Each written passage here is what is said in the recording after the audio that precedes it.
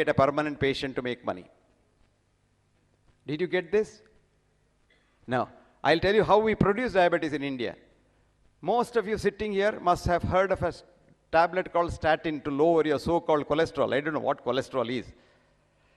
10% of people who start taking statins become diabetics within 6 months to 12 months.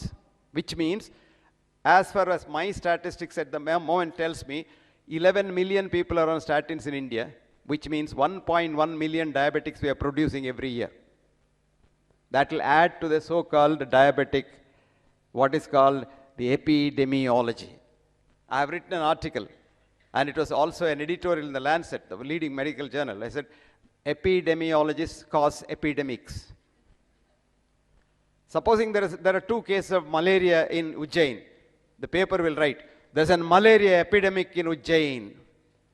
If you read that, you get so frightened that your immune system gets completely suppressed and malaria will catch you. So I have been struggling to tell the so-called health authorities all over the world, do not frighten the people because fear is the key. Fear is the key that kills you, and the fear is put in by us. And ultimately what matters is our immune system. When Morarji Desai was drinking his own urine, the whole world was laughing at him.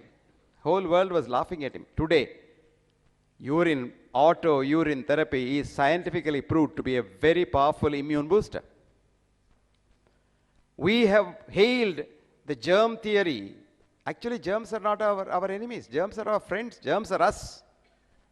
In our body, in every human chromosome, while there are 23 to 25,000 genes which belong to us, our parents and our grandparents and our ancestors, 2.5 trillion genes belong to germs of all kinds in the world. If you look at nature, that's what Wordsworth wrote, little do we see in nature that is ours. You see a little kid, if you have a kid at home, when it starts crawling, it goes to the corner, picks up the dust and puts it in the mouth. This is vaccination of the best variety.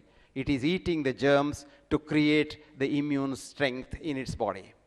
Today what we have done, we have sterilized our home, we have sterilized our glass, our tumbler, everything, so that the child has not met with germs at all and has not had any vaccination which is given by nature.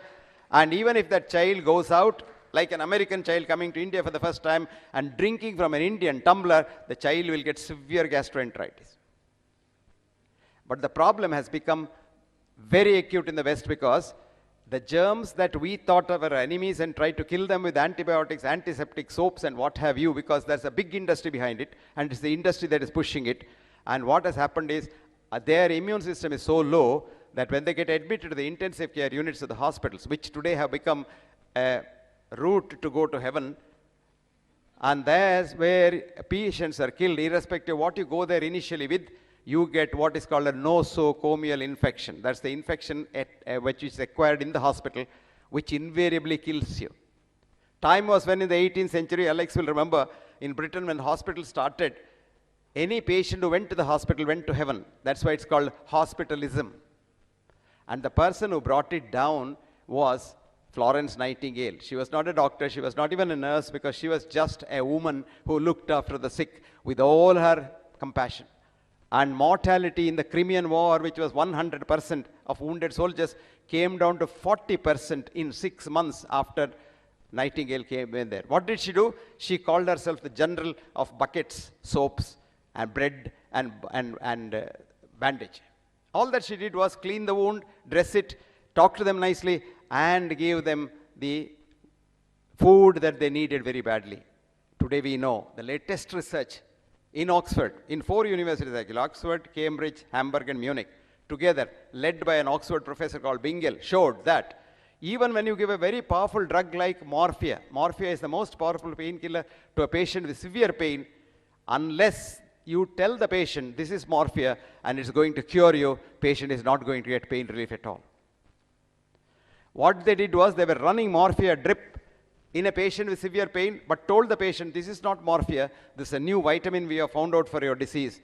No patient got pain relief. On the contrary, the same patient, crossover, they were just running saline drip and told the patient, this is morphia, and everybody got pain relief. This is reductionist science, my dear friends. But these scientists did something more. They said, why does it happen?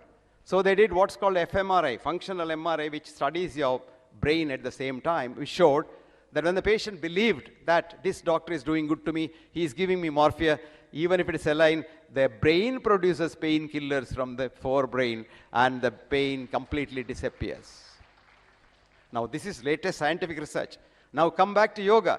You sit down and meditate and get into that state of mind where your mind produces opioids in the brain. There is this girl who should have got the Nobel Prize but was snatched away by her boss because boss took the credit and she fought it, and her name is Candace Pert. And Candace was the girl who showed for the first time that not only the brain but every cell has a mind, and that's called the opiate receptors outside. And Candace has written a book after she was thrown out of the palace. You know, in science we call it the NIH, the palace. They're all kings sit there. And then she was thrown out and she wrote a beautiful book for all of you, Molecules of Emotion, where she says, time has come for us not to reach to a tablet when you get a headache, but to sit in one corner and meditate. And when you become tranquil, your headache disappears.